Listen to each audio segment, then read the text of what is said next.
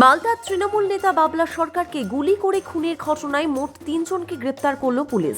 শুক্রবার কঠোর পুলিশি নিরাপত্তায় ধৃতদের তোলা হলো মালদা জেলা আদালতে। জানা গেছে, ধৃতদের নাম যথাক্রমে সামি আক্তার বয়স 20 বছর, টিঙ্কু ঘোষ বয়স 22 বছর এবং আব্দুল গনি বয়স 23 বছর। এদের মধ্যে সামি আক্তার ও আব্দুল গনির বাড়ি বিহারে এবং টিঙ্কু ঘোষ ইংরেজ বাজারের বাসিন্দা।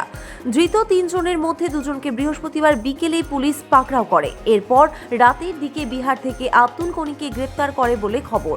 ধৃত এই 3 জনকেই শুক্রবার কঠোর পুলিশি নিরাপত্তায় তোলা হয় মালদা জেলা আদালতে।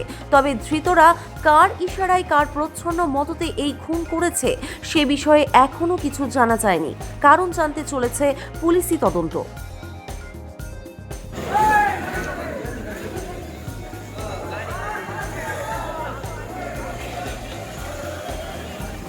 চেপে যান, একটু চেপে যান, হালকা করে চেপে যান।